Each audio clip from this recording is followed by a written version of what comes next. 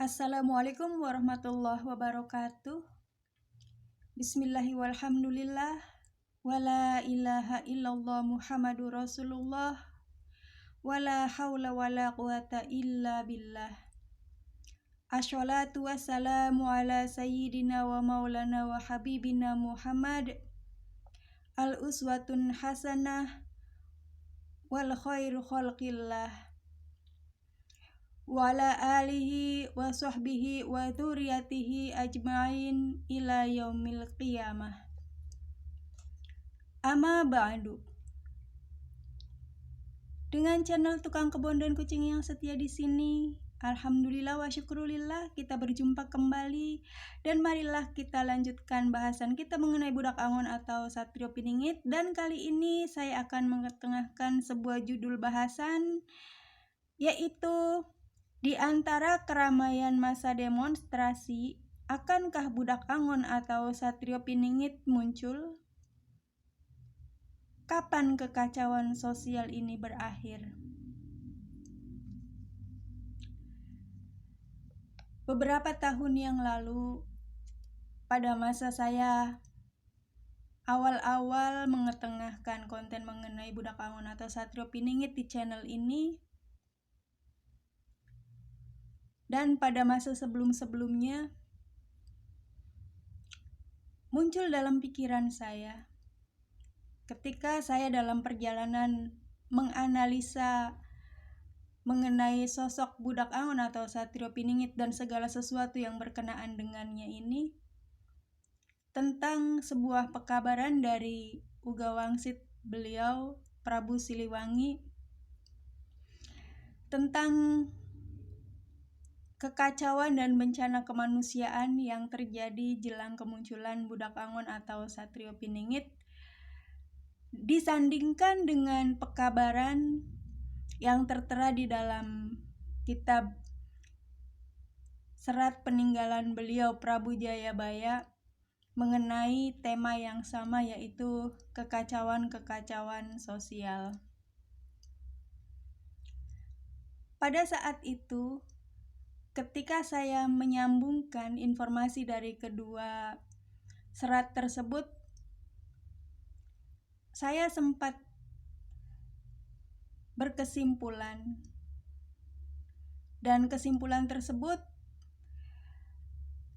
masih tetap berlaku sampai dengan beberapa waktu yang lalu. Dan waktu yang lalunya itu adalah waktu yang dekat dengan masa ini, karena masih kemarin-kemarin kesimpulan itu masih ada di dalam benak dan bayangan saya, yaitu tentang mungkinkah sosok budak angon atau Satrio Piningit ini muncul saat terjadi kekisruhan sosial dan bencana kemanusiaan yang berkaitan dengan bangkitnya perlawanan rakyat terhadap penguasa yang dianggap bengis, dianggap telah mengangkangi dan mengkhianati mandat dari kekuasaan terhadap negara dan terhadap rakyat yang dipimpinnya. Pada saat itu, sesuai dengan informasi yang disampaikan oleh serat peninggalan beliau Prabu Jayabaya, saya menyimpulkan dari apa yang disampaikan oleh beliau bahwa pada masanya sosok budak angon atau Satrio Piningit akan muncul dengan sendirinya, tidak dimunculkan oleh siapapun kecuali oleh keriuhan-keriuhan yang terjadi di semesta ini, baik keriuhan sosialnya maupun keriuhan alamnya. Dan beliau berdiri dengan berpayungkan payung kuning. Saat itu saya memandang ke depan dan saya mencoba untuk menguak apa yang sekiranya terjadi di saat rakyat melakukan perlawanan dan membuat kekacauan-kekacauan yang sebenarnya bukan merupakan kesalahan karena mereka menuntut keadilan. Saya berpikir, saya melihat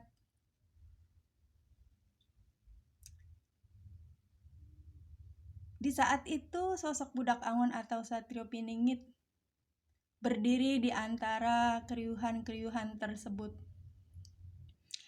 Tetapi hari ini, belum lama ini, sangat-sangat baru saja terjadi sebelum saya membuat konten. Berapa menit sebelum saya membuat konten ini, muncul di dalam pandangan saya, Allah memberikan kabar, memunculkan dalam pandangan itu, dan membisikkan ke dalam batin saya, sosok Budak Angon atau Satrio Piningit tidak akan muncul di saat terjadinya kekacauan-kekacauan kemasyarakatan yang diakibatkan oleh bangkitnya perlawanan rakyat dan oleh protes atau unjuk rasa yang mereka lakukan kepada pihak-pihak yang memegang kendali kekuasaan. Beliau, sosok Budak Angon atau Satrio Piningit, tidak muncul dan tidak keluar di situ. Akan tetapi, beliau selalu memperhatikan segala sesuatu yang berhubungan dengan apapun yang terjadi tentang sepak terjang manusia dan juga sepak terjang semesta berhubungan dengan hal-hal yang berkaitan dengan dirinya. Dan demonstrasi hari ini, saya kemarin juga sempat berpikir, apakah demonstrasi yang besar-besaran yang terjadi di Jakarta itu hanya akan berlangsung 1 hari saja? Dan saya berpikir memang hanya 1 hari pada tanggal 25 itu saja, ternyata di luar dugaan dan ternyata semakin memanas. Lalu dengan keadaan yang semakin memanas tersebut, kapan kekacauan itu berakhir? Apakah situasi saat ini akan menjadi sebuah puncaknya? Tidak. Itu belum menjadi puncaknya. Puncaknya adalah ketika rakyat kemarahannya semakin membuncah, tersebab pihak-pihak yang berkuasa semakin merajalela dan semakin memperlihatkan keangkuhan dan kesombongannya dengan berlindung di balik kekuasaan dan jabatannya. Para pejabat semakin merajalela dalam mengungkapkan kesombongan-kesombongan berhubungan dengan kedudukan dan jabatan yang dimilikinya. Ditambah dengan merasa ada tameng berupa kekayaan yang telah dimilikinya. Rakyat yang semakin muak, semakin terpancing amarahnya, semakin merangsek pula mencari sasaran-sasaran yang selama ini ternyata telah ditandai oleh mereka sebagai pihak-pihak yang bersalah, yang berdosa, yang harus ditumbalkan untuk menebus kesalahan dan dosa-dosa mereka sendiri. Dan kekacauan akan sedikit mereda ketika salah satu atau salah dua pelaku utama yang selama ini sangat dicari dan sangat diinginkan, wanted oleh rakyat untuk mereka tumbangkan, untuk mereka jatuhkan, untuk mereka musnahkan, akhirnya tertangkap dan akhirnya jatuh ke dalam tangan pengadilan mereka. Terjadilah tumbal pengadilan rakyat terhadap sosok tersebut.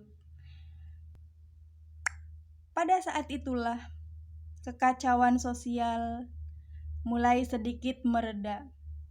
Namun semereda-meredanya amarah yang sudah memuncak tetap tidak akan pernah bisa dihentikan dan dibasuh hanya oleh telah terjadinya tumbal utama.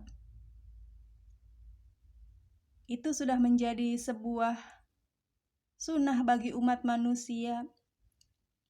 Ketika tercapai satu keinginan, maka keinginan-keinginan lain yang belum tercapai akan tetap mendapatkan tuntutan, akan menuntut untuk diselesaikan, untuk dipenuhi. Maka dengan itu rakyat masih tetap melanjutkan dan menumpahkan tindak amarah-amarahnya dan menuntut pengadilan-pengadilan di muka masyarakat secara umum.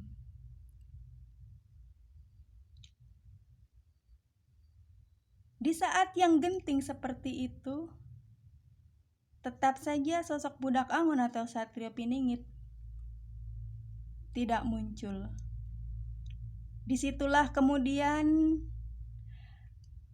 timbul rasa khawatir, timbul ketakutan, dan ketika khawatir dan takut itu muncul di tengah masyarakat, barulah mereka tersadar mencari sosok pemimpin sejati yang selama ini memang sudah dijanjikan muncul di tengah mereka.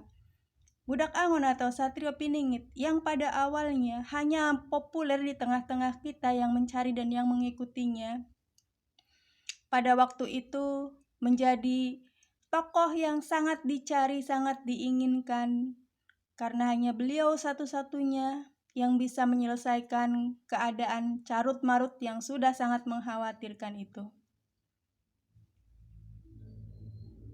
Kekacauan ditutup oleh bencana-bencana besar. Budak Angon atau Satrio Piningit